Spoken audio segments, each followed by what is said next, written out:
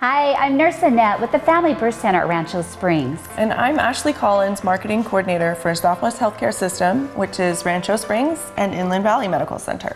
Welcome everyone. We thank you for taking the time to watch our short special edition to help provide some answers to your questions about what to do regarding your mommy needs during the COVID-19 pandemic.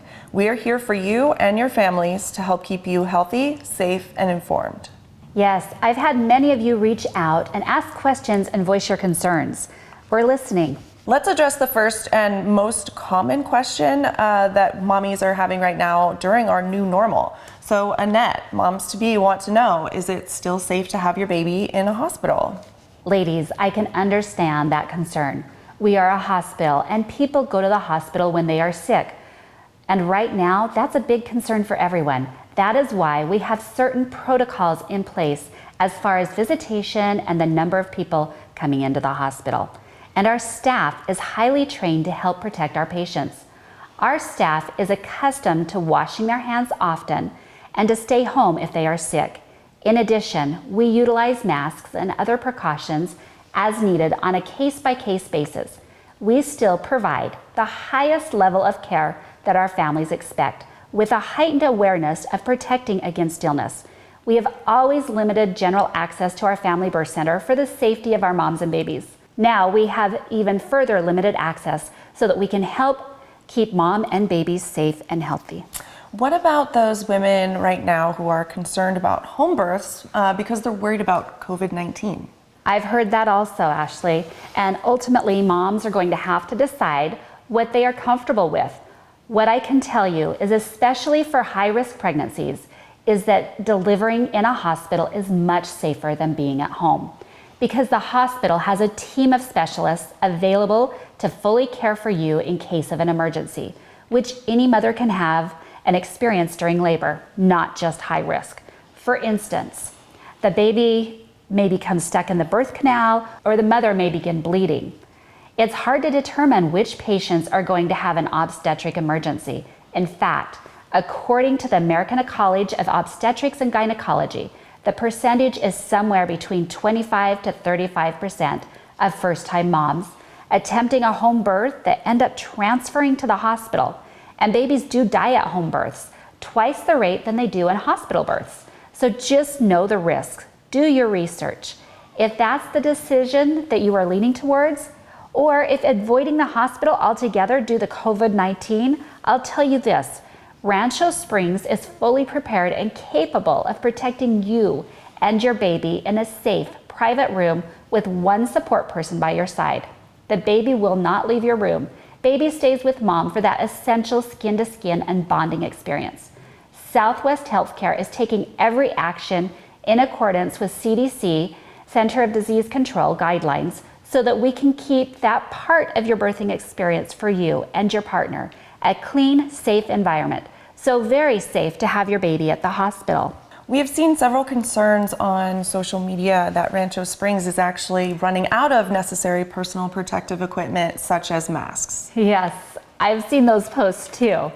And you know, we are not out of masks. In fact, we have prepared for this. We are regularly monitoring the CDC recommendations and supplies daily and working hard to not only provide the best care for our patients, but for our staff as well.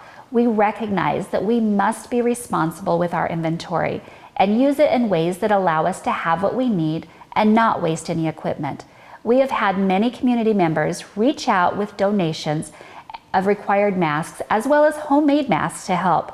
While I love the outpouring of help from our community, the CDC has asked us to only use homemade masks and bandanas as a last resource, and we're not there yet.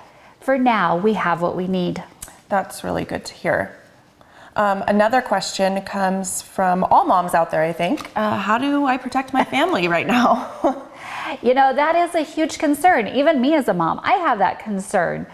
But, you know, we've got great guidance. The CDC has given us fabulous direction on this. First, practice social distancing and follow the shelter-in-place directive. That means not going to any place that is not essential. Do not let your children have play dates and avoid events and any social gatherings. Playing in your own yard is okay, but don't invite friends over to play. Don't go to public parks. Instead, take walks or ride bikes as a family. Ensure that if you're outside, you are not with other groups of people, or that you're at least 6 feet away from others. Just as important is to continue to wash your hands often and for at least 20 seconds with soap and water, and use hand sanitizer as available. In addition, if you are sick or experiencing any cold or flu-like symptoms, do not go out. Utilize telehealth options to see your doctor for directions on treatment. Always call your primary care physician before going out anywhere, and do not share beverages and utensils even with family members. These are such simple rules to follow, but it seems so hard right now, especially with everyone in the house together at all times. I agree. Kids at home are challenging, but do not treat it like trying to prevent contracting the virus.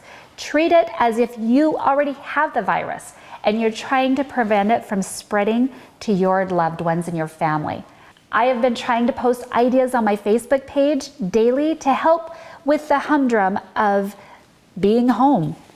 That brings me to another question. Speaking of family, why, if my family is not sick or I'm not sick, can they not come to visit me in the hospital when I have my baby? You know, Ashley, unfortunately, we are learning that people are contagious before they even have symptoms. Our visitor restrictions are not made lightly, but health is our priority. We work along with our county health department and follow the CDC guidelines to determine these restrictions. And they'll ever be changing, sometimes hour by hour. So for now, we are still allowing one support person to be at the hospital during labor and delivery for the duration of mom's stay.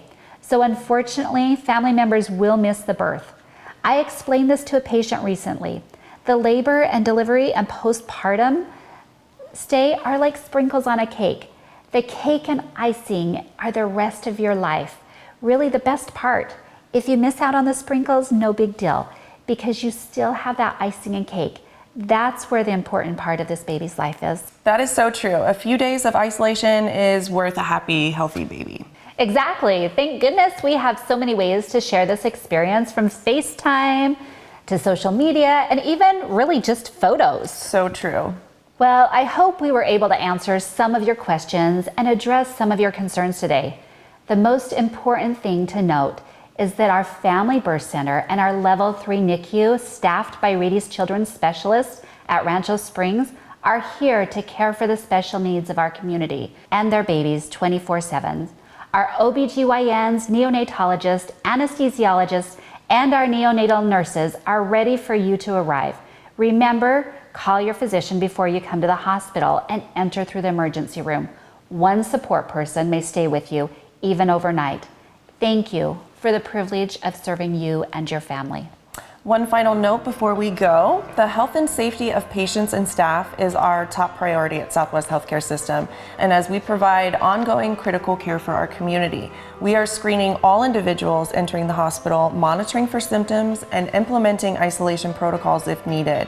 Masks are used by staff and patients when certain criteria are met. Upon request, a mask is provided to our patients in labor and delivery. Southwest Healthcare System is working closely with the CDC and Riverside County Public Health and implementing all required precautions and protocols. So from all of us at Southwest Healthcare System, stay safe.